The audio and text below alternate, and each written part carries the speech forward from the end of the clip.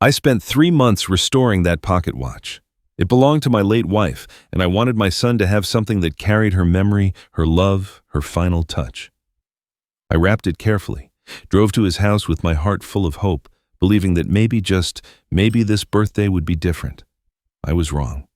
The moment Logan unwrapped my gift, his face twisted into something I didn't recognize. His wife's family had just presented him with designer watches, luxury items that sparkled under the chandelier. And there I stood, holding out a piece of his mother's soul. He looked at my gift, then at me, and laughed. "That's embarrassing, Dad. This is what a real gift looks like." He held up the expensive watch from his father-in-law. Then he did something that shattered me. He threw my gift on the floor. The glass cracked. His wife smirked and said, "Maybe next time don't try so hard." The whole room laughed. His in-laws, his wife, even my own son. I said nothing. I picked up the broken watch, put it in my pocket, and walked out. They thought I was defeated. They thought I would crawl away and disappear like I always did. But that night, alone in my house, I opened a box my wife had left me before she died. Inside was everything I needed to destroy the lie my son had been living. What happens next will shock you. Because my wife knew this day would come. She prepared for it, and the revenge she designed from beyond the grave is something none of them saw coming. Stay with me until the end, and I promise you justice will be served in ways you never expected. My name is Arthur Reynolds. I spent most of my life as an electrical engineer, building things that lasted, fixing things that broke, and believing that hard work and love were the only currencies that truly mattered. After my wife Marilyn passed away 3 years ago, I thought the hardest chapter of my life was behind me. I was wrong. The day everything changed started with hope. I had been invited to my son Logan's house for what he called a family birthday dinner. I should have known better. In the 7 years since he married Brianna, family dinners had become performances where I played the role of the forgotten extra. But hope is a stubborn thing, especially for a father. So I put on my best shirt, wrapped the gift I had spent 3 months preparing, and drove across town with my heart foolishly full. The house was already buzzing when I arrived. Brianna's parents, Kenneth and Linda Foster, sat in the living room like royalty holding court. Kenneth had made his money in commercial real estate, and he never let anyone forget it. Everything about him announced wealth, from his tailored jacket to the way he looked at people who had less, which in his mind was everyone. Linda sat beside him, pearls around her neck, offering me a smile so thin it could have cut glass. Brianna floated through the room with her phone raised, capturing everything for social media, narrating her perfect life for strangers while barely glancing at the people actually in it. Logan greeted me at the door with a handshake. Not a hug. A handshake like I was a colleague he barely remembered. I told myself it was fine. I told myself he was just busy, just distracted. I had become very good at lying to myself over the years. The gift-giving began after dinner. Kenneth went first, presenting Logan with a luxury watch that probably cost more than my car. He made a small speech about success and about surrounding yourself with people who elevate you. His eyes flicked toward me when he said it. Linda followed with an envelope, a check for some amount that made Logan's eyes widen. Brianna kissed her parents, thanking them for being so generous, so supportive, so wonderful. The performance was flawless. Then it was my turn. I held out the small wooden box I had carried with me. Inside was my wife's pocket watch, the one her father had given her on her wedding day, the one she had held during her final months when the pain became too much and memories were all she had left. I had spent 3 months restoring it myself, cleaning each tiny gear, polishing the case until it gleamed, replacing the cracked crystal with steady hands and a heart full of love. I wanted Logan to have something that meant something.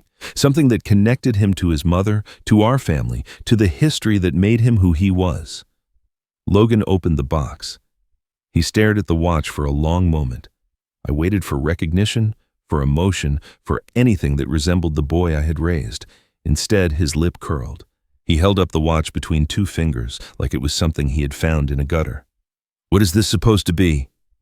His voice was loud enough for everyone to hear. "Dad, seriously, old junk." He glanced at Kenneth's gift on his wrist, gleaming and new. "This is what a real gift looks like. That thing is embarrassing." Brianna laughed. Not a surprised laugh, not an uncomfortable laugh. A genuine, delighted laugh, like she had been waiting for this moment. "Maybe next time don't try so hard," she said, and the room rippled with amusement. Kenneth smiled into his wine glass. Linda examined her nails. And my son, my only child, The boy whose first steps I had guided, whose nightmares I had chased away, whose mother had loved him more than her own life, tossed the watch onto the coffee table like it was trash. The crystal I had so carefully replaced cracked against the wood. No one moved to pick it up. No one said a word in my defense. The laughter faded into conversation, and I became invisible again, just the old man in the corner who did not understand how the world worked. I reached down and picked up the watch myself. The case was dented now, the crystal split down the middle. But I held it gently the way Marilyn used to hold it, and I slipped it into my pocket without a word. I did not argue. I did not cry. I didn't give them the satisfaction of seeing me break, but something inside me shifted. Something that had been holding on for years finally let go. I looked at my son. Truly looked at him, and I realized I was seeing him clearly for the first time. This was not the boy Marilyn and I had raised. This was someone else entirely, and as I turned toward the door, one thought crystallized in my mind with perfect, terrifying clarity. Marilyn had warned me this day would come. She had prepared for it, and now it was time for me to open the box she had left behind. The drive home felt longer than usual. Every red light gave me time to think, and thinking was the last thing I wanted to do. The pocket watch sat in my jacket pocket, its weight far heavier than its size. I could feel the cracked crystal through the fabric, a small, sharp edge pressing against my chest like an accusation.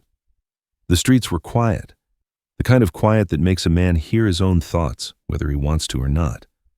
I had given up everything for my family. That was not self-pity talking. It was simply the truth.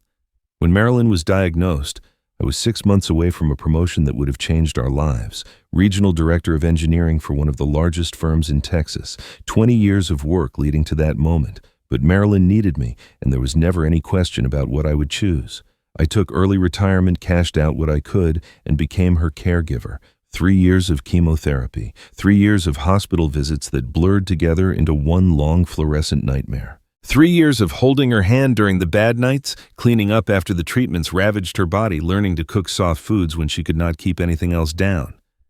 I never complained. I never resented a single moment. Loving Marilyn was the easiest thing I ever did, even when loving her meant watching her disappear piece by piece. Logan was different back then. I remembered the young man who drove 4 hours every weekend to sit with his mother, who read to her when she was too weak to hold a book, who cried in my arms the night we learned the cancer had spread. He was kind. He was present. He told me once that he hoped he would be half the husband I was, half the father. I believed him. I believed every word.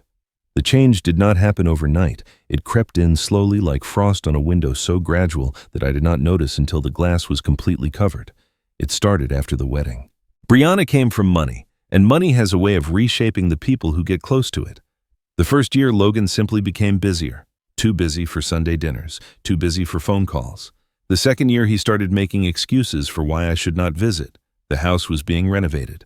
Brianna's parents were in town. They had plans. By the third year, I was being managed like an inconvenient appointment that kept getting rescheduled. I remembered the Thanksgiving when Logan asked me to park my truck around the corner so the Fosters would not see it in the driveway. He said it casually, like it was nothing, just a small favor.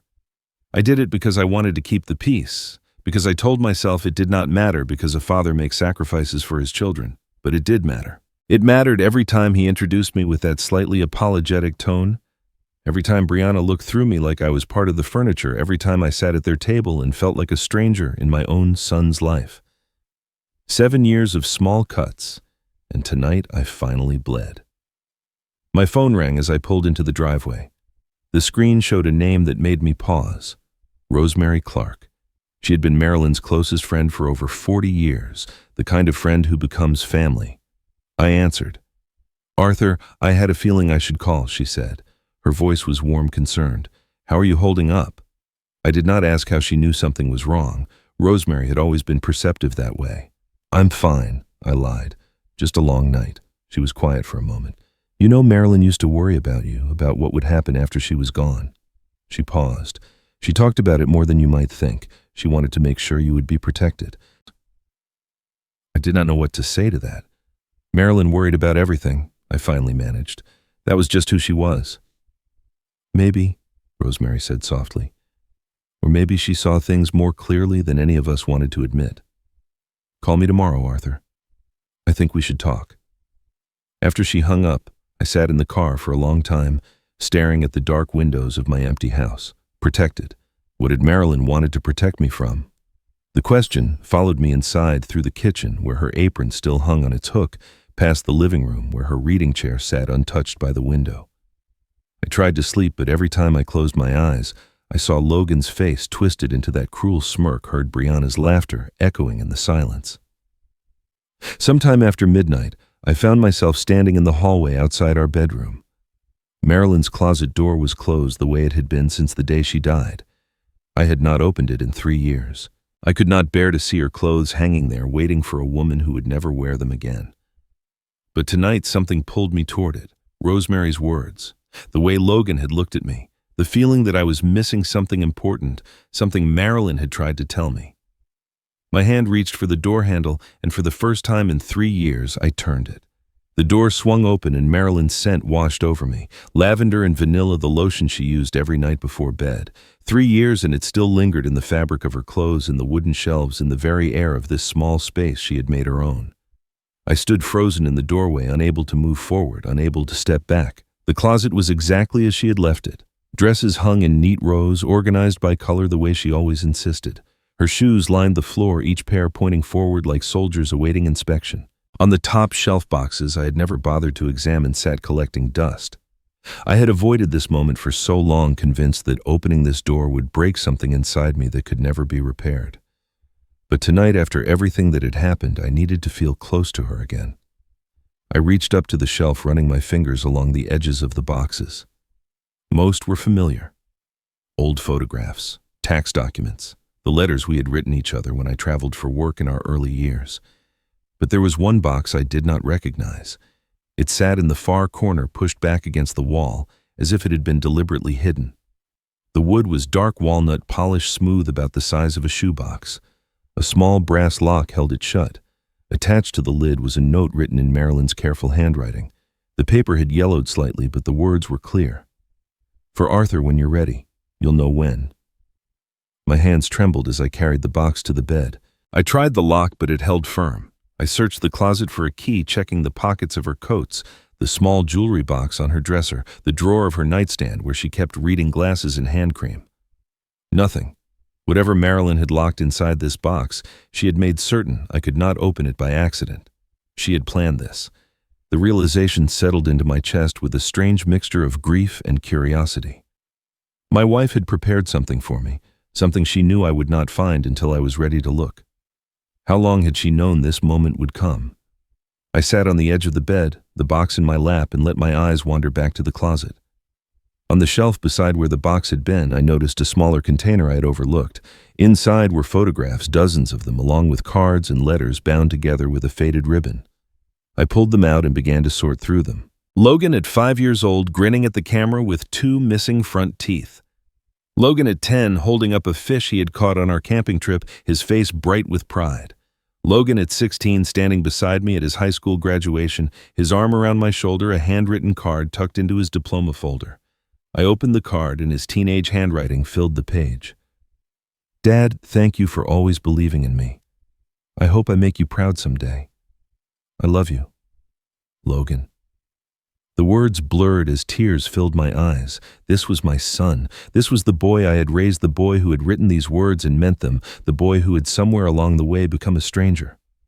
I thought of the man who had thrown his mother's watch on the floor, who had laughed at my gift, who had looked at me with something close to contempt. How had we traveled so far from this moment? How had I lost him so completely? I needed answers. I needed to understand what Marilyn had known that I had missed. My fingers found my phone, and before I could talk myself out of it, I dialed Rosemary's number. She answered on the second ring as if she had been waiting. "Rosemary, I found something," I said. "A box. Marilyn left me a box, but it's locked. Did she ever mention anything to you about it?" There was a long pause on the other end. When Rosemary finally spoke, her voice was careful, measured. "She told me about it. A few months before she passed, she made me promise to wait until you were ready." "Ready for what?" Another pause. "Arthur, Marilyn knew things. She saw things about Logan, about his wife, about what might happen after she was gone. She tried to tell you, but you didn't want to hear it. You loved your son too much to see what she saw." I gripped the phone tighter. What did she see? I have the key, Rosemary said quietly, and I have documents she left with me, things she wanted you to have when the time was right. She took a breath. I think the time is right now. I'll come tomorrow morning. We can open it together. Rosemary, please, just tell me what's in there. The silence stretched between us. When she finally spoke, her voice was barely above a whisper. Arthur Marilyn loved you more than you know, and she saw things coming that none of us wanted to believe. What's in that box? It's going to change everything. Rosemary arrived at 9 the next morning carrying a leather satchel that looked older than both of us. I had not slept. The wooden box sat on my kitchen table where I had placed it the night before, and I had spent hours staring at it, turning Rosemary's words over in my mind. What had Marilyn known? What had she seen that I had been too blind to notice? The questions circled endlessly, offering no answers, only deeper confusion. She came inside without ceremony, the way old friends do. I offered coffee, but she shook her head and sat down across from me, her eyes moving to the box between us. You look terrible, she said, not unkindly. Did you sleep at all? No. There was no point in pretending otherwise. Rosemary reached into her satchel and pulled out a small brass key. It was tarnished with age, attached to a faded blue ribbon I recognized immediately. Marilyn had worn that ribbon in her hair on our wedding day. Seeing it now wrapped around the key to secrets I never knew existed made my chest tighten in ways I could not name. Before I open this, Rosemary said, I need you to understand something. Marilyn spent the last 4 months of her life preparing for this moment. She worked on it every day, even when she was too weak to get out of bed. She made me promise not to tell you until the conditions were met, until you were ready. What conditions? Ready for what? Rosemary placed the key on the table, but did not move to unlock the box. You know, Marilyn worked as a legal assistant for nearly 15 years before you two met. She understood things about trusts, about asset protection, about how to structure documents that most people never learn. She used all of that knowledge in her final months. She paused, choosing her words carefully. Marilyn did not leave a traditional will, Arthur. She created something called a conditional trust. The assets, the documents, everything inside this box, they were designed to activate only under specific circumstances. I stared at her, trying to process what she was telling me. What circumstances? If Logan ever betrayed you. Rosemary's voice was steady, but her eyes were sad. That was the condition. She named me as trustee, gave me the authority to determine when the conditions had been met.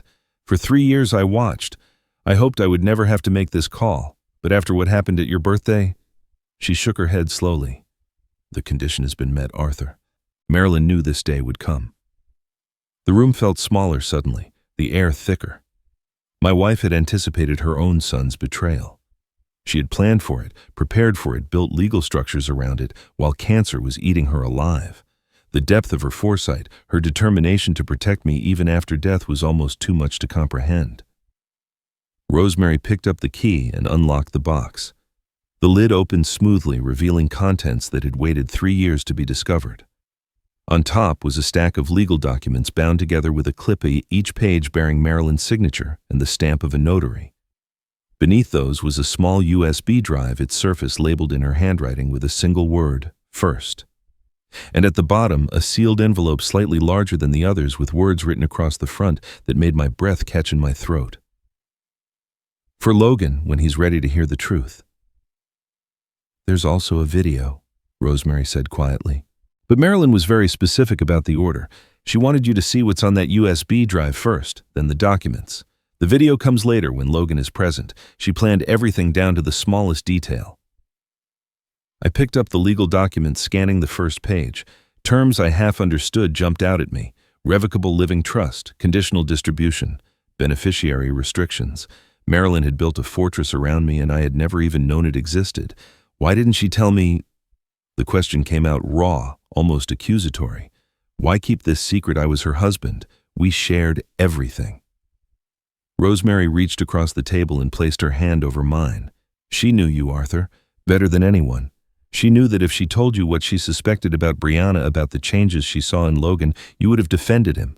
You would have made excuses. You would have tried to fix things your own way, and it would have given them time to prepare. Her grip tightened. Grip. She knew you would try to stop her because you wanted to believe the best in your son. Marilyn loved Logan too, but she didn't have the luxury of hope. She had to deal in facts. I thought about all the times Marilyn had tried to talk to me about Logan's marriage, about the distance growing between us, about her concerns. I had brushed her off every time, telling her she was worrying over nothing, that Logan was just busy, that everything would settle down eventually. She had seen the truth, and I had refused to look. Rosemary handed me the USB drive. "This is the first thing she wanted you to see. She recorded something 8 years ago before Logan and Brianna were even married. She kept it all this time waiting." She looked at me with an expression caught between sympathy and warning. "But Arthur, prepare yourself. Your daughter-in-law is not who you think she is." My hands were steady as I inserted the USB drive into my laptop, but everything else inside me trembled. Rosemary sat beside me, close enough that I could feel her presence, but far enough to give me space for whatever was coming. The screen flickered and a folder appeared labeled simply, "First."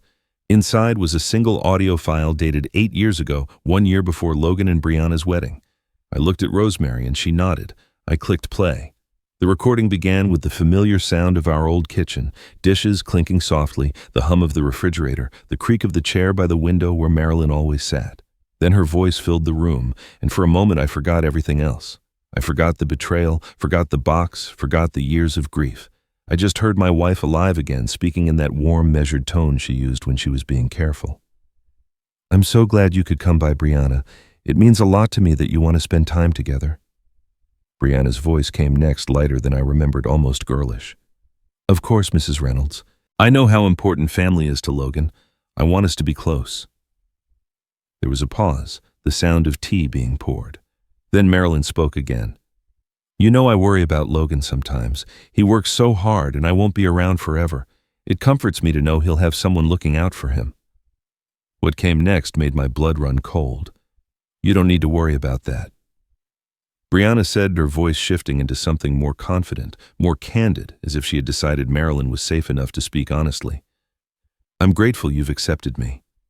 I know Logan's family isn't as wealthy as mine, but that's okay. Only children always inherit everything, right? And with your health..." She let the sentence hang in the air for a moment before finishing. "I'm sure Logan will be well taken care of, eventually." The words hit me like a physical blow. "With your health." She had been calculating Marilyn's death, measuring my wife's life against the inheritance she expected to receive. 1 year before the wedding, before the vows, before the promises, before she stood in a white dress and pledged to love my son forever. She had already been counting the days until Marilyn was gone. Marilyn's response in the recording was calm, almost unnervingly so. "That's very practical of you, Brianna. I appreciate someone who thinks ahead. I hope you'll take good care of him. He deserves to be happy." "Oh, I will," Brianna said brightly. "I always take care of what's mine." The recording ended. The kitchen fell silent, and I realized I'd been holding my breath. Rosemary placed a hand on my shoulder but said nothing. There was nothing to say. The evidence was undeniable. Brianna had revealed herself completely, and my wife had captured every word. "She knew," I said finally, my voice hoarse. "From the very beginning, she knew." "Marilyn saw through her the first time they met," Rosemary said quietly. "She told me afterward that something felt wrong, that Brianna's eyes didn't match her smile.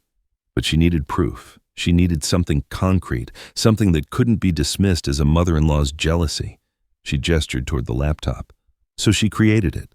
I thought about all the times I had defended Brianna to Marilyn, all the times I had told her she was being too harsh, too suspicious, too protective. My wife had tried to warn me, and I had refused to listen. Instead of trusting her instincts, I had chosen to believe in the illusion Brianna had so carefully constructed. The guilt of that realization was almost unbearable." "Texas is a one-party consent state," Rosemary continued. "Marilyn researched it thoroughly. She was a participant in that conversation, which means the recording is completely legal. If you ever need to use it, it will hold up." I nodded slowly, still staring at the screen. The folder was still open, and now I noticed what I had missed before.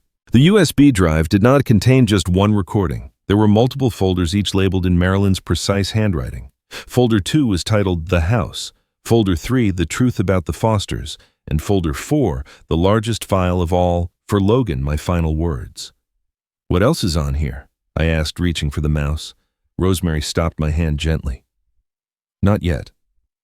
Marilyn was very specific about the timing. Each folder is meant to be opened when you're ready for what's inside. The recording you just heard was the foundation. The rest builds on it layer by layer. She looked at me with something close to reverence. Your wife spent months planning this, Arthur. Every detail, every sequence, every contingency. She thought of everything. I pulled my hand back and stared at the screen. 4 folders. 4 pieces of a puzzle my wife had assembled while dying, while I sat beside her bed reading novels and telling her everything would be fine. She had known it would not be fine. She had known exactly what was coming, and she had prepared for it with the precision of someone who understood that love sometimes means protecting people from truths they are not ready to face. The house. The Fosters. Final words for Logan. Marilyn had prepared for everything. The only question now was how deep this went and whether I was strong enough to follow wherever she was leading me. While I sat in my quiet house processing what Marilyn had prepared, my son and his wife were living in a world completely disconnected from mine. I knew this because I made myself look. In the days following my discovery of the recording, I did something I had avoided for years. I opened my laptop and visited Brianna's social media pages. What I found there was a performance so polished, so carefully curated that it almost seemed like fiction. Photographs of expensive restaurants where a single meal cost more than my monthly grocery bill. Vacation snapshots from resorts I had only seen in magazines. Designer handbags displayed like trophies, each one tagged with the brand name as if the label itself was the point. Brianna's captions spoke of gratitude and blessings of being thankful for family and fortune. She used words like humble and blessed while showing off a lifestyle built on appearances and assumptions. In hundreds of photographs spanning years, I appeared in exactly none of them. It was as if I did not exist, as if Logan had no father at all. I learned from Rosemary, who still had connections in certain social circles, that Logan had fully transformed into the man the Fosters wanted him to be. At work, he spoke about me dismissively when my name came up at all. My father is from a different generation, he reportedly told colleagues at a dinner party. He doesn't understand success. He thinks working hard is enough. He never learned that it's about who you know, not what you do. The words stung more than I expected. I taught him to work hard to earn what he had, to value substance over show. Somewhere along the way, those lessons had been erased and replaced with Kenneth Foster's philosophy of wealth and status. Kenneth himself had apparently taken Logan under his wing in ways I never had the chance to. Rosemary told me that at a recent family gathering, Kenneth had raised a glass to Logan and called him, finally, a real man. The implication was clear. Whatever Logan had been before, whatever values I had tried to instill, those were the marks of someone incomplete. Only now remade in the Foster image was my son worthy of respect. I wondered if Logan heard the insult buried in that compliment. I suspected he did not. The distance between us continued to grow in ways both large and small.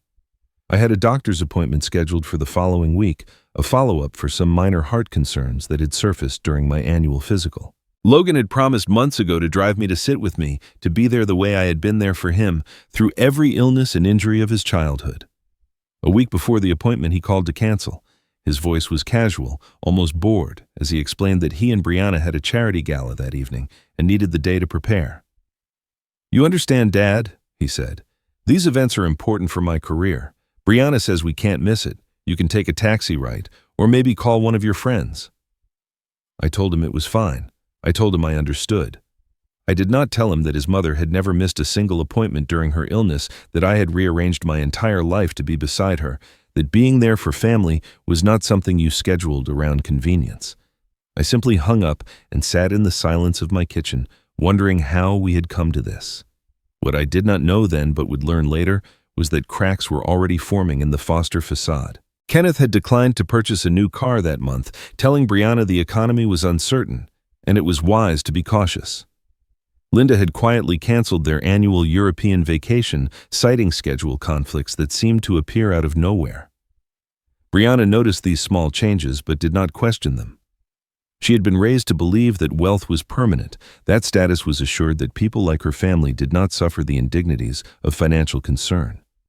She could not imagine that her parents might be hiding something, just as she hid so much of herself from everyone around her. That night, according to what I pieced together later, Logan received a letter he was not expecting. It arrived in a crisp white envelope from an attorney's office he did not recognize. The return address bore a name that should have stopped him cold: Reynolds Family Trust, established by Marilyn Reynolds.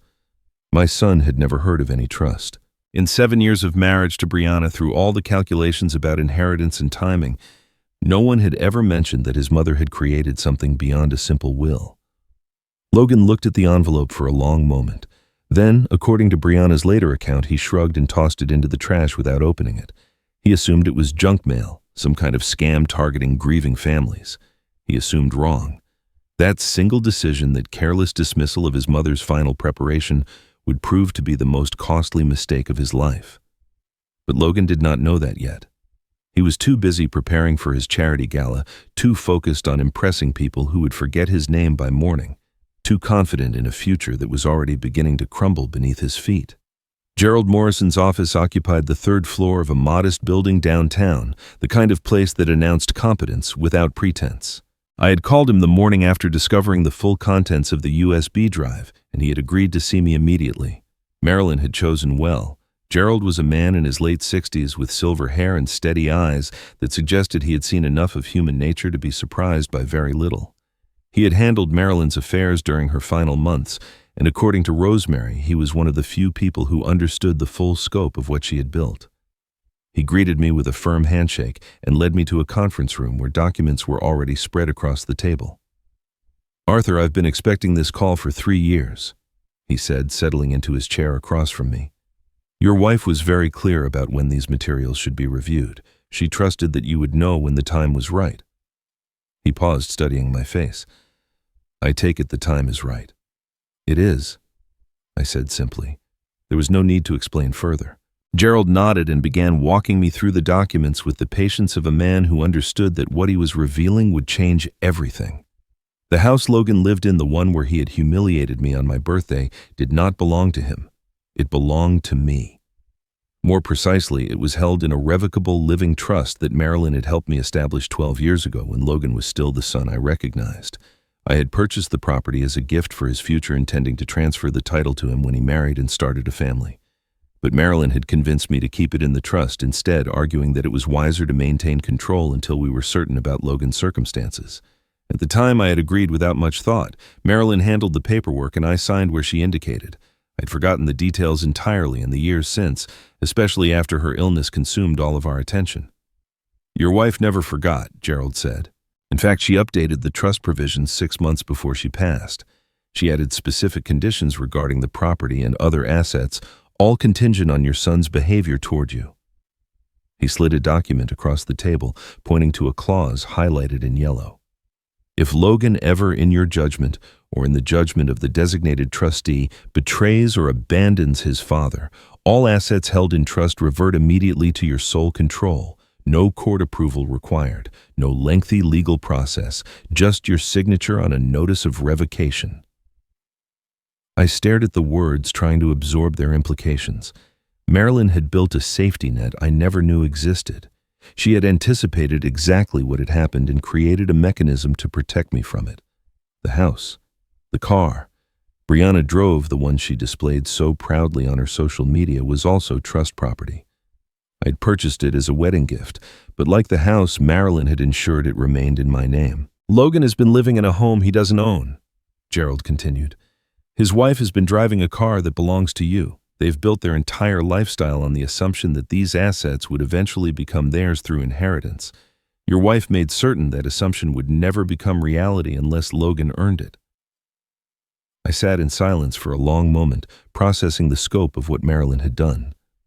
She had spent her final months not just preparing evidence of Brianna's character, but restructuring our entire financial legacy to ensure I would have leverage if I ever needed it. She had done all of this while fighting cancer, while enduring treatments that left her exhausted and weak, while I sat beside her bed believing she was simply resting. The depth of her love, her foresight, her quiet determination to protect me even after death was almost too much to comprehend. Gerald allowed me the time I needed before continuing. "The question now is what you want to do. You have several options. You can do nothing and things remain as they are. You can confront Logan directly, explain the situation, and negotiate some kind of arrangement. Or you can begin the formal process of reclaiming the assets without any direct confrontation. He leaned back in his chair. Based on what Rosemary has told me about recent events, I suspect you're leaning toward the third option. He was right. I had no interest in confrontation. I had no desire to argue with Logan, to hear his excuses, to watch him perform remorse he did not feel. My son had made his choices, and now I would make mine, quietly, legally, without the drama that Brianna and her family seemed to thrive on. What does the process look like? I asked. 60 days, Gerald said. That's the notice period required under the trust provisions. I file the paperwork and your son receives formal notification that he has 60 days to vacate the property. The car can be reclaimed immediately, but I'd recommend handling everything at once to avoid unnecessary complications. I nodded slowly. 60 days. 2 months for Logan to find somewhere else to live, to explain to Brianna why their perfect life was suddenly unraveling, to face the consequences of treating his father like a stranger. It was more generous than he deserved, but Marilyn had raised me to be fair, even when fairness was not reciprocated. There's one more thing, I said. The USB drive Marilyn left contained a folder about the Foster family. I haven't opened it yet, but something tells me there's more to Kenneth Foster than he lets on. His wife canceled their European vacation. He refused to buy a new car. Small things, but they don't fit with the image he projects. Gerald's expression shifted slightly, a flicker of recognition crossing his features. Your wife was thorough. She asked me to look into the Fosters before she passed, but she didn't live long enough to receive the full report. He reached into a folder beside him and withdrew a thin envelope. I completed the investigation 6 months ago as she requested. I've been holding it until you were ready. I took the envelope but didn't open it. One revelation at a time. For now, the most important task was setting the clock in motion. Gerald slid the final documents across the table and I picked up the pen. My hand did not shake. My heart did not race. I thought of Logan throwing Marilyn's watch on the floor. I thought of Brianna's laughter, of Kenneth's smirk, of all the years I had been treated as an inconvenience rather than a father. Then I signed my name in clear, steady letters. 60 days.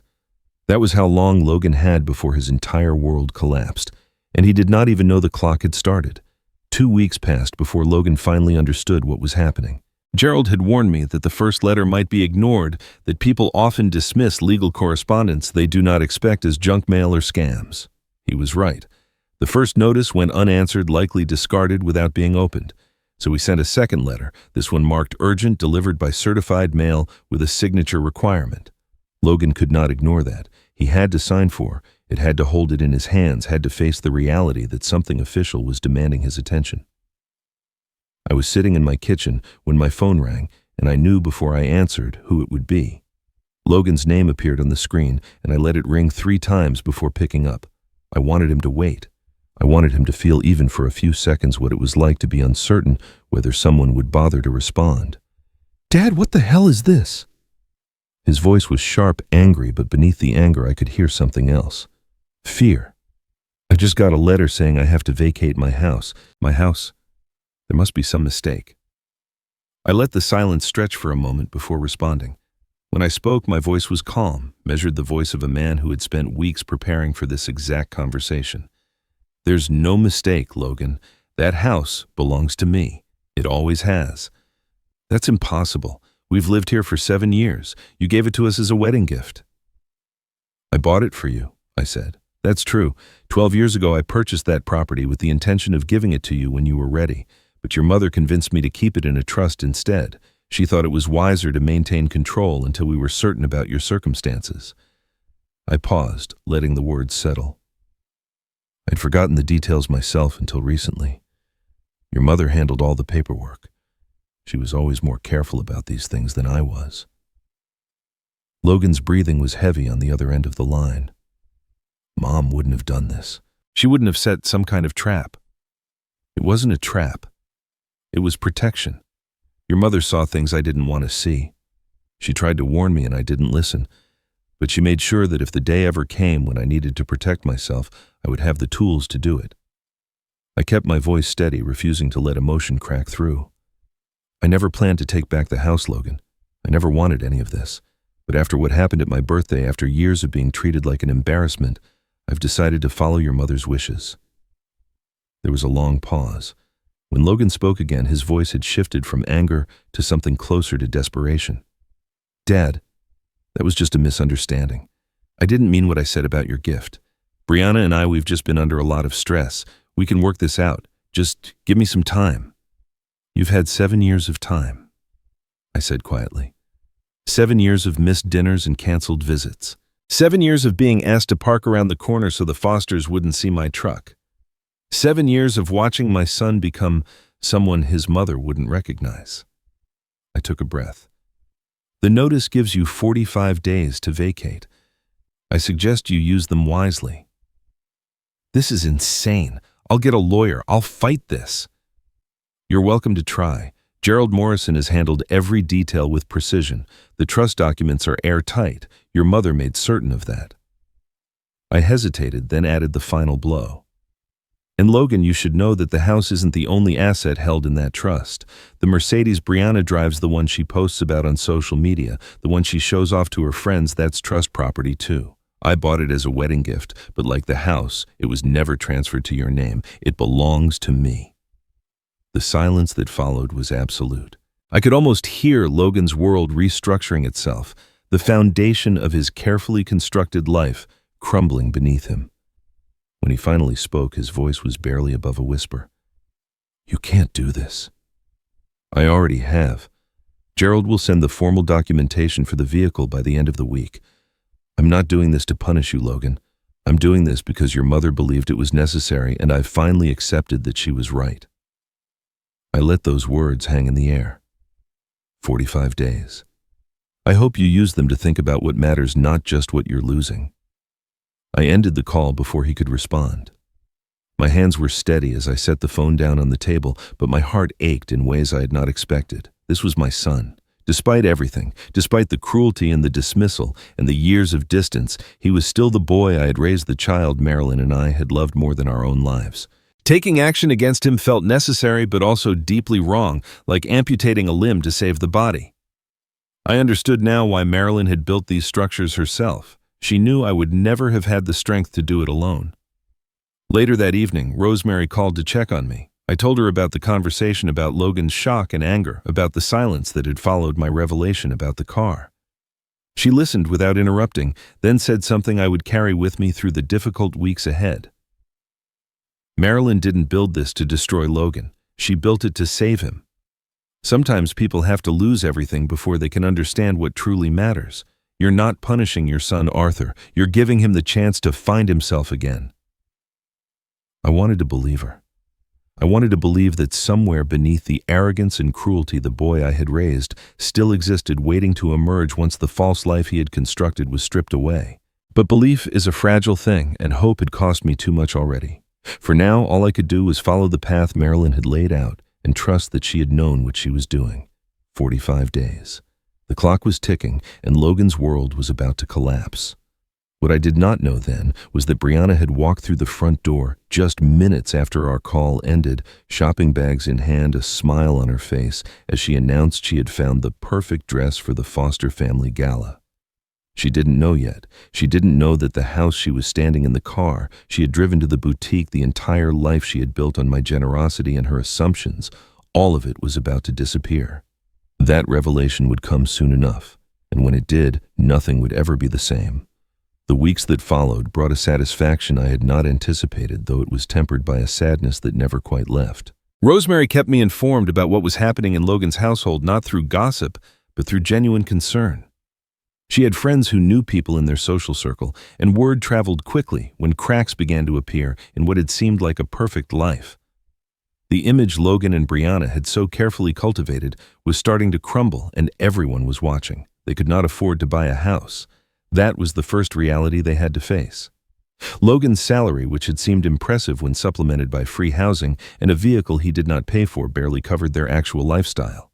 The dinners, the vacations, the designer clothes Brianna wore like armor, all of it had been funded by the assumption that my eventual death would provide them with everything they needed. They had been living on borrowed time and borrowed assets, treating my generosity as a guarantee rather than a gift. Now that guarantee had evaporated, and they had nothing to fall back on. Brianna's reaction, according to what filtered back to me, was exactly what I would have expected. She didn't blame herself for the lifestyle they could not sustain. She did not suggest cutting back or living within their means. Instead, she blamed Logan for failing to manage his father, for allowing this situation to develop, for not securing the assets years ago when his mother was still alive and could have been convinced to transfer everything. She demanded that he fix it, and when Logan asked how, she had a ready answer. Manipulation, pretense, a sudden rediscovery of family values that had been absent for 7 years. The phone call came on a Tuesday evening. I was sitting in my living room reading a book Marilyn had loved when Logan's name appeared on my screen. I let it ring 4 times before answering each ring a small assertion of control I had never exercised before. "Dad." His voice was different this time, softer, warmer. The anger from our previous conversation had been replaced by something that sounded almost like affection. "I've been thinking a lot lately, about us, about how things have been." He paused, and I could hear him choosing his words carefully. "Maybe we should have dinner sometime. Just the 2 of us. Like old times." I listened in silence, letting him continue. He talked about memories from my childhood, about fishing trips and baseball games and Sunday dinners when Marilyn was still alive. He spoke as if those years had never ended, as if the distance between us was a temporary misunderstanding rather than a deliberate choice he had made again and again. It was a convincing performance. If I had not heard the recording, if I had not spent weeks understanding the full scope of what Marilyn had prepared, I might have believed him. When he finally finished, I responded with the calm I had practiced in my mind for days. "I would have loved that invitation 3 years ago, Logan. When your mother died and I was alone and you couldn't find time to visit. Or 2 years ago when you asked me to park around the corner so your in-laws wouldn't see my truck. Or even last month before you threw your mother's watch on the floor and laughed at me in front of people who have never respected our family." I let the silence stretch. "But not now. Not after what I know." His voice shifted, the warmth draining away. "What do you mean, what you know? What did Mom tell you?" "She didn't just tell me, Logan. She showed me." Another silence, longer this time. I could hear his breathing faster now, uncertain. "Showed you what, Dad? Whatever it is, I can explain. Just give me a chance." "There's more," I said quietly. "Much more. But you're not ready to hear it yet." I ended the call before he could respond. My hand trembled slightly as I set the phone down, but I did not regret a single word. This was what Marilyn had prepared me for. This was the moment she had seen coming years before it arrived. What I learned later through Rosemary's network was that Logan spent that night alone in the guest room of the house he was about to lose. Brianna had gone to bed early, exhausted from a day of searching for apartments that met her standards on a budget that could not support them. Logan sat in the darkness with a box of old photographs he had retrieved from the closet, pictures from his childhood and teenage years that Brianna had wanted to throw away, but he had secretly kept. He looked at images of himself with Marilyn, her arm around his shoulders, her smile bright and full of love. According to what Rosemary heard, something shifted in his face as he stared at those photographs. A flicker of genuine grief, perhaps even remorse, breaking through the armor he had built over 7 years of transformation. But the moment did not last. Brianna appeared in the doorway, her voice sharp with impatience. "What are you doing? We don't have time for nostalgia. You need to focus on solutions. Call your father again. Offer him something. Promise him whatever he wants to hear." Logan put the photographs away and followed his wife back to bed. The crack in his armor had been sealed over, at least for now. But I had heard something in his voice during our call, a tremor beneath the manipulation, a hint of the son I remembered. He had asked what his mother had shown me, and for the first time he had sounded afraid rather than angry. Whatever happened next, that fear was a beginning. Marilyn had always believed that Logan could find his way back. She had built this entire structure not to destroy him, but to break through the walls he had constructed around himself. I was not yet certain she was right. But I was willing to wait to let the pressure build, to see what emerged when everything false had been stripped away. The next revelation would be harder. The truth about the Fosters was waiting in that folder, and when it came out, nothing in Logan's world would remain standing. 3 days after my conversation with Logan, Brianna came to my door. I had been expecting something like this, though I did not know exactly what form it would take. Manipulation was her native language, and when one approach failed, she would simply try another. I watched through the window as she stepped out of the Mercedes that would soon no longer be hers, and I noted with grim amusement the transformation she had undergone for this visit. Gone were the designer clothes and immaculate styling. She wore a simple blouse and modest skirt, her hair pulled back, her makeup minimal. She looked for the first time since I had known her almost humble. It was a costume, of course, but it was a well-chosen one. I opened the door before she could knock. Her eyes were red, as if she had been crying, though I suspected the tears were as calculated as the outfit. "Arthur," she said softly, her voice trembling with carefully measured emotion. "I hope it's okay that I came. I didn't know what else to do." She hesitated, then added, "Dad, can I call you Dad? I know we haven't been close, but Logan is suffering. I'm suffering. We're losing everything, and I thought maybe if I came to you directly, we could find a way to start over." I studied her face for a long moment, searching for any trace of sincerity beneath the performance. I found none, but I stepped aside and gestured for her to enter anyway. "Come in," I said. "I'll make some tea." She followed me to the kitchen, her eyes darting around the modest space as if seeing it for the first time. Perhaps she was. In 7 years of marriage to my son, Brianna had visited my home fewer than a dozen times, and never for longer than necessary. She sat at the table while I prepared the tea, her hands folded in her lap, her posture radiating vulnerability. It was an impressive display. If I had not known what I knew, I might have been moved by it. I set a cup in front of her and took my seat across the table. "Tell me what you came to say." She launched into her prepared speech with the skill of someone who had rehearsed it many times. She spoke about family, about forgiveness, about how much Logan loved me despite the mistakes they had both made. She acknowledged that things had been difficult, that perhaps she had not tried hard enough to build a relationship with me, that she regretted the distance that had grown between us. She painted a picture of a woman who had finally realized what mattered, who wanted nothing more than to heal the wounds of the past and move forward as a united family. The performance lasted nearly 10 minutes, and I listened to every word without interruption. When she finished, I nodded slowly. "That was very well said, Brianna.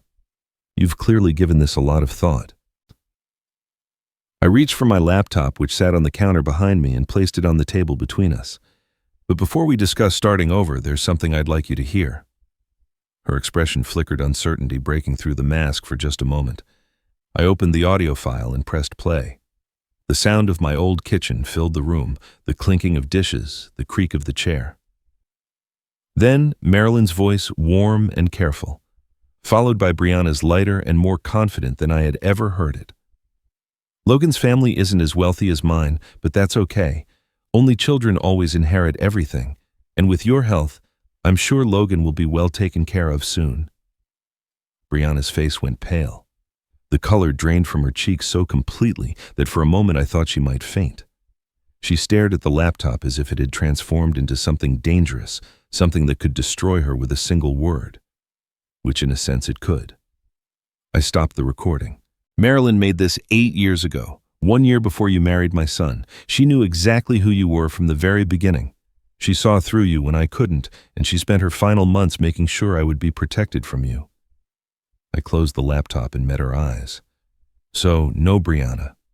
We cannot start over, because we never really started at all." The transformation was immediate. The vulnerability vanished, replaced by something cold and hard. Her posture straightened, her jaw tightened, and the softness in her eyes crystallized into something closer to contempt. "You think you're clever, don't you?" Her voice was flat now, stripped of all pretense. "You think this recording changes anything? Logan will never choose you over me. He never has. He never will." "Perhaps," I said calmly, "but that's his choice to make, not yours to manipulate."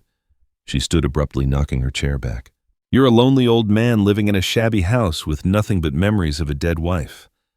I gave Logan a life. I gave him status connections, a future. What did you ever give him except guilt and obligation?" I did not raise my voice. I did not argue. I simply walked to the front door and opened it. "Please leave." She grabbed her purse and stormed past me, pausing at the threshold to deliver one final threat. "This isn't over. My father has resources you can't imagine. He'll fix this. He always does." Then she was gone, her heels clicking against the walkway, the Mercedes door slamming shut, the engine roaring to life. I stood in the doorway and watched her drive away. The street was quiet in her absence, peaceful in a way that felt almost unnatural after the intensity of the confrontation.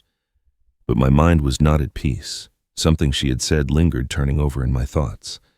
My father has resources. Kenneth Foster. The man who projected wealth and confidence at every opportunity, the man whose approval Logan had worked so desperately to earn. Marilyn had created a folder about the Fosters, one I had not yet opened. She had labeled it with words that now seemed almost prophetic. I walked back to my desk where my laptop still sat with the USB drive plugged in.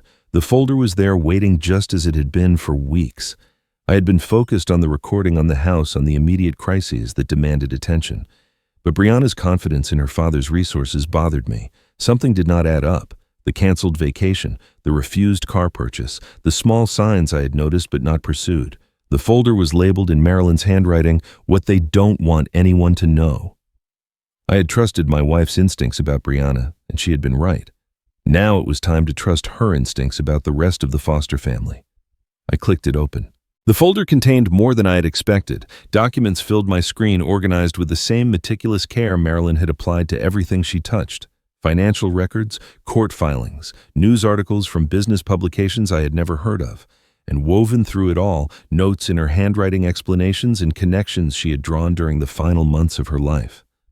I sat at my desk for over an hour reading through everything, and with each page the picture became clearer and more devastating. Kenneth Foster's company had declared bankruptcy 2 years ago. Not a minor restructuring or a temporary setback, but a complete collapse. His commercial real estate empire, the foundation of everything the Foster family represented, had crumbled under the weight of bad investments and economic shifts he had failed to anticipate. The bankruptcy had been handled quietly through legal channels that kept it out of the mainstream press. Unless you knew where to look, unless you had connections in the legal community as Marilyn had, you would never have known. The Fosters had maintained their lifestyle, their social standing, their air of unassailable wealth through debt and deception. The house they lived in was mortgaged to its limit.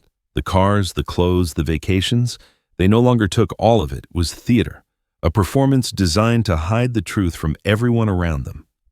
Marilyn's notes explained what the documents could not. She had written in her careful script, each word chosen with precision. The Fosters are looking for a lifeline. Kenneth's bankruptcy left them with nothing but appearances. They need a way out, a family with real assets they can attach themselves to. Brianna's marriage to Logan was never about love. It was strategy. They expect Logan to inherit everything from Arthur eventually. That's their exit plan. When Arthur dies, they plan to absorb whatever he leaves behind and rebuild their empire on the foundation of someone else's work. I read those words 3 times, letting them sink into my understanding. The cruelty of it was breathtaking. Not just Brianna's manipulation of my son, but the calculated way her entire family had positioned themselves. They had identified Logan as a target, someone desperate enough for acceptance that he would never question their motives. They had welcomed him into their circle, praised him, shaped him all while waiting for me to die so they could claim what I had spent my life building. And Logan, hungry for the approval of people he believed were better than him, had never seen any of it. I thought about all the times Kenneth had made comments about success and providing properly. I thought about the way Logan had transformed after marrying into that family, adopting their values, their contempt, their dismissal of everything he had grown up with. He had traded his real family for a counterfeit one, and he did not even know the currency was worthless. In a strange way, I felt something close to pity for him. He had been a fool, but he had also been a victim. The question was whether knowing the truth would change anything, or whether he had traveled too far down the path the Fosters had set for him to find his way back. I picked up my phone and dialed Kenneth Foster's number. It rang 4 times before he answered, his voice carrying that particular blend of superiority and impatience I'd grown to recognize. "Arthur, I wasn't expecting to hear from you." "I imagine not," I said, "but we need to talk. I've come across some information that concerns your family, and I think you'd prefer to discuss it privately before it becomes more widely known." There was a pause on the other end. When Kenneth spoke again, his tone had shifted slightly, a hint of caution creeping into his confidence. "I'm not sure what you're referring to." "The bankruptcy, Kenneth, your company, the fact that everything your family has shown the world for the past 2 years has been a lie." I kept my voice calm, almost conversational. Marilyn discovered it before she died. She kept very detailed records. I now have all of them. The silence that followed was longer this time.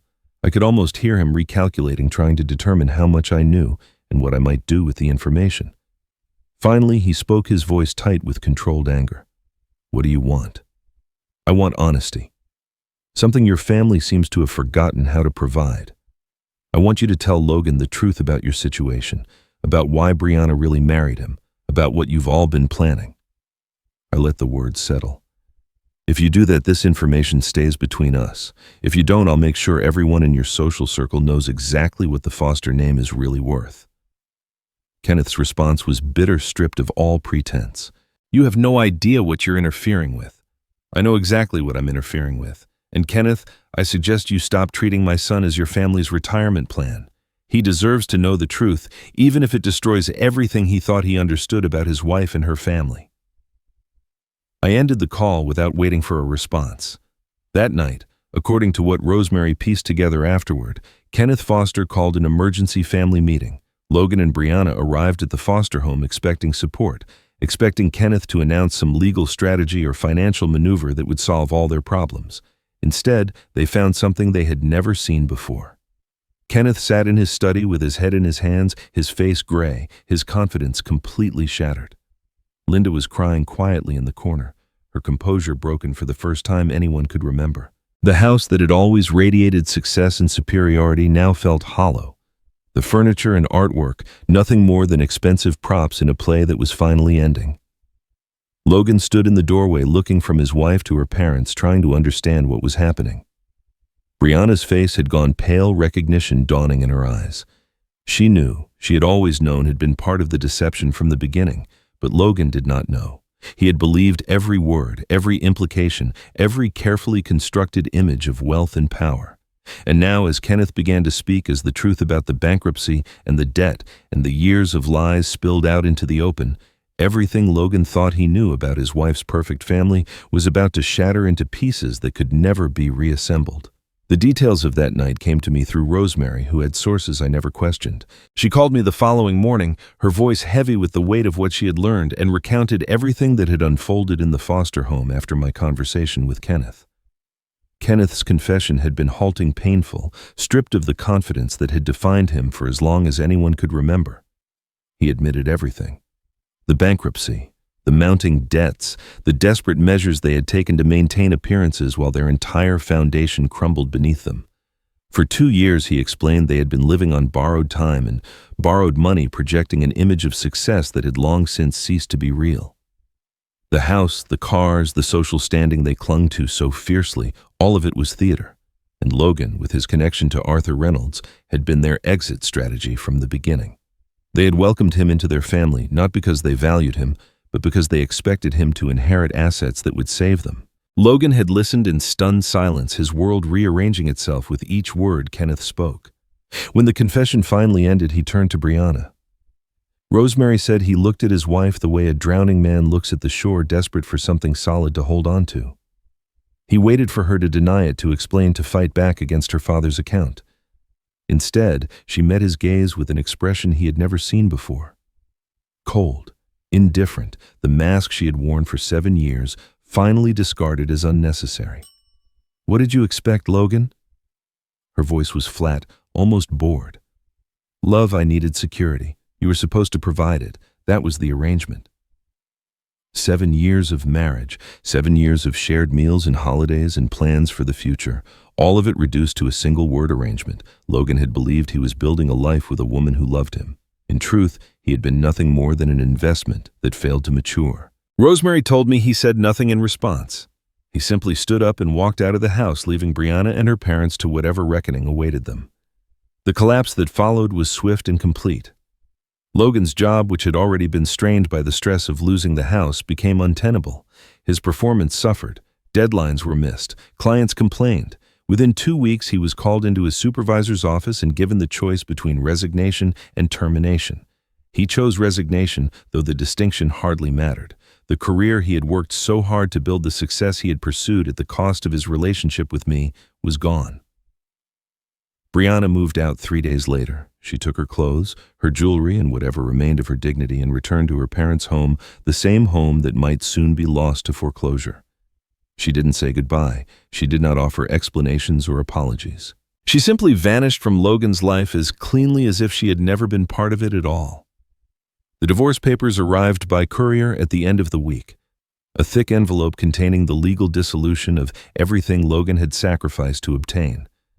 He was alone now, truly alone in a house that belonged to someone else, surrounded by possessions that would soon be reclaimed. Rosemary told me that she had driven past the property one evening and seen lights on in the upstairs window.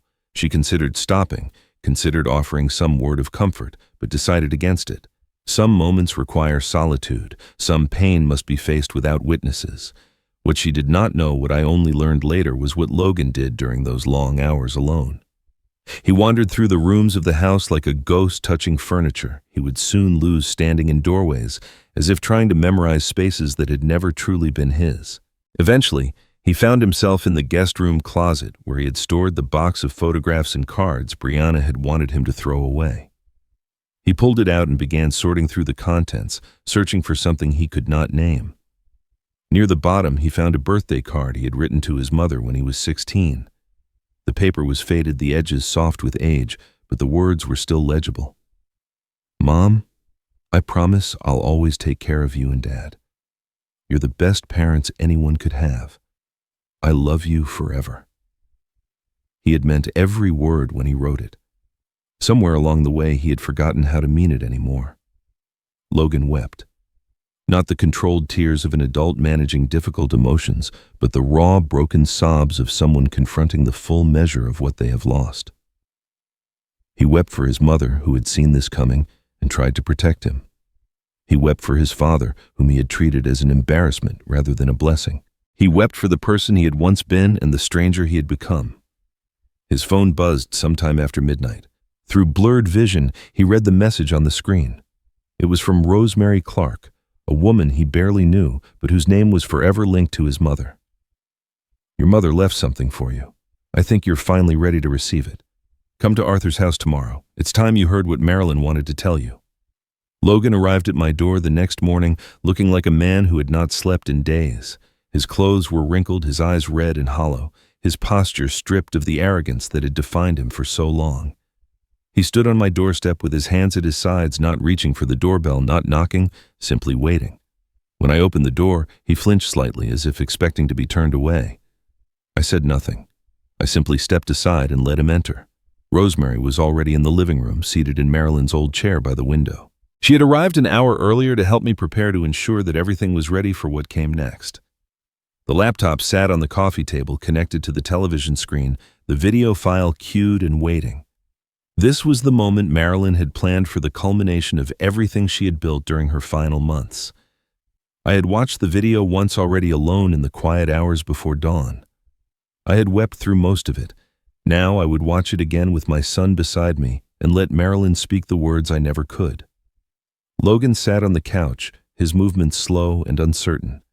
He looked around the room as if seeing it for the first time, his gaze lingering on photographs of his mother, on small objects she had touched and loved. I sat beside him, close enough to reach, but not touching. Rosemary remained where she was, a silent witness to whatever would unfold. "Your mother left this for you," I said quietly. "She recorded it 3 years ago, a month before she died. She wanted you to see it when you were ready." I paused, searching his face for some sign of the son I remembered. "I think you're ready now." Logan nodded without speaking. I pressed play. Marilyn appeared on the screen, and the room seemed to contract around her image. She was sitting in our bedroom, propped against pillows, her face thin and pale, but her eyes bright with the fierce intelligence that had defined her entire life. She wore the blue cardigan I had given her for our anniversary, the one she said made her feel safe. Looking at her now, preserved in this moment of painful clarity, I understood why she had chosen to record this alone. She had not wanted me to see her prepare for her own death. She had wanted to protect me from that too. "My love," she began, her voice steady despite her obvious weakness. "If you're watching this, then our son has hurt you the way I feared he might. I'm sorry I couldn't prevent it. I tried to warn you, but you loved him too much to see what I saw. That's not a fault, Arthur. That's who you are. But I could prepare. Everything I've done, every document, every recording, every plan, it's all because I love you. I needed to know that even when I was gone, you would be protected." She paused, gathering her strength, and then her gaze shifted slightly as if looking past the camera to someone who was not yet there. "Logan, my sweet boy. If you're watching this, then you've lost everything you thought mattered. Your wife, your status, the life you built on foundations that were never real. I know how much that hurts. I know because I watched it happening slowly, year by year, and I couldn't stop it." Her voice softened, filled with a grief that transcended anger. "I remember who you were before, Brianna. I remember your kindness, your heart, the way you used to look at your father with such admiration. I remember the boy who promised to take care of us, who meant every word. I don't hate who you've become, Logan. I grieve for who you lost. Somewhere along the way, you forgot that being loved doesn't require impressing anyone. You forgot that the people who truly matter don't care about status or wealth or appearances. They care about you." She reached beside her and lifted a piece of paper worn and creased from handling. "You wrote me a letter 2 years before your wedding. Do you remember I've kept it all this time waiting for this moment?" She unfolded the paper and began to read, her voice trembling slightly. "Mom, I met Brianna. I know she's not perfect, but I'm so lonely. I'm afraid no one will ever love me for who I am. I'm sorry if I change. I don't want to, but I'm scared I will. Please forgive me. I love you and Dad forever." Logan made a sound beside me, something between a gasp and a sob. I did not look at him. I kept my eyes on Marilyn's face, on the tears streaming down her cheeks as she folded the letter and held it against her heart. "You knew, Logan. Even then you knew what was coming. You asked for forgiveness before you even needed it. That tells me the boy I raised is still in there somewhere, buried under years of trying to be someone you were never meant to be." She smiled through her tears, and the love in her expression was almost unbearable to witness. "If you're watching this, it means you've lost everything. Good. Now you can find yourself again." She took a breath, steadying herself for what came next. "But there's one more thing I need to tell you. And Arthur, this is for you too. This is my final wish." Marilyn paused on the screen, gathering herself for what she was about to say. I could see the effort it took, the way her hands trembled slightly as she adjusted her position against the pillows. She was dying when she recorded this, her body failing even as her mind remained sharp and clear. Yet she had found the strength to plan, to prepare, to leave behind everything we would need to navigate the storm she knew was coming. "I need you both to understand something." She continued, her voice softer now, but no less resolute. "I didn't create this trust to punish Logan. I know it might feel that way. I know losing the house and the car and the life you built might seem like revenge from beyond the grave. But that was never my intention. Everything I've done, every document, every condition, every painful revelation, it was all designed to save him." She looked directly at the camera, and I felt as though she was looking at me, seeing me across the years that separated us. "Arthur, I know you better than you know yourself sometimes. If Logan had come to you in trouble, you would have given him everything. You would have forgiven everything. You would have made excuses, found explanations, convinced yourself that this time would be different. And it would have destroyed him, not because your love isn't real, but because some people only learn through loss. Some people have to hit the very bottom before they can start climbing back up. Logan is one of those people. I saw it in him, even as a child, that need to touch the flame before believing it was hot." She smiled sadly, a mother's grief visible in every line of her face. "So I had to be the one to say no. I had to be the one to build walls you would never have built yourself. Not because I loved him less than you do, but because I loved him differently. I loved him enough to let him fall." The video continued, and Marilyn's gaze seemed to shift, addressing Logan now rather than me. "When you hit bottom, and you will, that's when the real work begins. You can rebuild Logan, but not on your wife's expectations, not on my sacrifice or your father's generosity. On your own strength, on your own choices, on the person you decide to become when no one is watching and nothing is given to you. That's my gift to you, my sweet boy. The chance to become the man I always knew you could be. The man you were before you forgot who you were." She coughed softly, the sound a reminder of how fragile she had been in those final weeks. I remembered sitting beside her bed, holding her hand, believing she was resting, when in truth she was planning all of this. The depth of her foresight still astonished me. Arthur, she said, turning her attention back to me. Don't hate our son. I know what he did to you. I know how much it hurt. But he was manipulated by someone who saw his loneliness and exploited it. Brianna wasn't evil, not really. She was desperate, raised by desperate people who taught her that security mattered more than love. Everyone in this story was trying to survive in their own way. Kenneth, Linda, Brianna, even Logan. They were all just trying to find solid ground in a world that felt unstable, but only truth leads to real survival. Only honesty builds foundations that last. Her eyes glistened with tears she didn't try to hide. Logan, I want you to rebuild your relationship with your father, not because he owes you anything. He doesn't. You've taken enough from him already. But because you owe it to yourself to try. Because the man you could become needs his father in his life, and the man your father could become needs his son. The wounds between you are deep, but they're not fatal. Not unless you let them be. She turned her gaze one final time, addressing me directly. And Arthur, my love, let him try. When he's ready. You'll know when. You've always known. Trust yourself the way I've always trusted you. And remember that forgiveness isn't about excusing what happened. It's about refusing to let the past poison the future. Marilyn reached toward the camera, her thin hand filling the screen for a moment, as if she could reach through time and touch us both. I love you. Both of you, more than words could ever express. Everything I've done, everything I've left behind, it's all because of that love. Don't waste it. Don't let my death be the end of our family. Let it be the beginning of something new. The screen went dark. The video ended, and the room fell into a silence so complete it felt like a physical weight pressing down on us. I sat motionless, tears streaming down my face, unable to speak or move or process the enormity of what Marilyn had given us. Beside me, Logan's quiet sobbing filled the space between us, the raw sound of a man confronting the full measure of his failures and the incomprehensible grace of a mother who had loved him anyway. Minutes passed, or perhaps hours. Time had lost all meaning in that room in that moment, with Marilyn's presence still lingering like warmth from a fire that had gone out. Finally, Logan spoke. His voice was barely a whisper, broken and trembling, the voice of a child rather than a man. Dad, I'm so sorry. I'm so sorry. I heard the words. I understood what they meant, what they cost him to say, but I could not respond. The wound was too fresh, the pain too raw.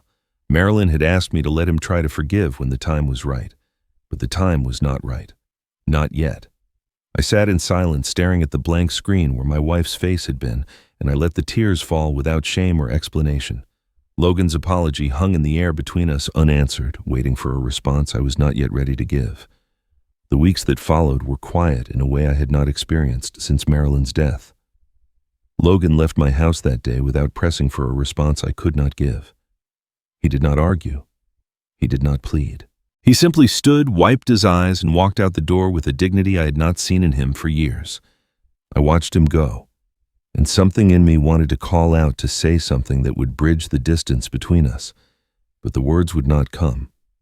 Marilyn had asked me to let him try when he was ready. She had also asked me to know when the time was right. The time was not right yet. Logan moved into a small apartment on the other side of town. I learned this through Rosemary, who kept me informed without being asked. The apartment was modest, a single bedroom, in a building that had seen better days, the kind of place that would have horrified Brianna. He found work at a hardware store, stocking shelves and helping customers, earning in a week what he used to spend on a single dinner. He began seeing a therapist, working through the wreckage of his marriage and his choices and the person he had allowed himself to become. He made no demands on me. He sent no requests for money or assistance. Instead, he began writing letters. The first one arrived a week after he left my house. It was handwritten on plain paper, the words, "Careful," and considered nothing like the casual texts and brief phone calls that had characterized our relationship for years. He wrote about his new apartment, about the strange comfort of having less, about the silence that had replaced the constant noise of the life he used to live. He did not ask for forgiveness. He did not make excuses. He simply wrote, sharing pieces of himself that he had hidden for too long. A second letter arrived the following week, and then a third, and then a fourth. I read every one of them, sometimes multiple times, tracing the shape of his handwriting and trying to find the son I remembered in the spaces between the words. I did not respond, but I kept every letter in a drawer beside my bed, a growing archive of something I was not yet ready to name. Brianna finalized the divorce during that time. There was nothing to contest, nothing to divide, nothing left of the marriage except paperwork and memories neither of them wanted to keep. She took nothing because there was nothing to take. The Fosters, exposed and humiliated by the revelation of their bankruptcy, sold whatever assets remained and moved to a smaller town where no one knew their name.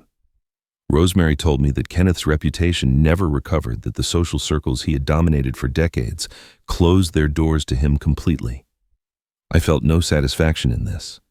I felt very little at all, except a quiet exhaustion and the persistent ache of missing my wife.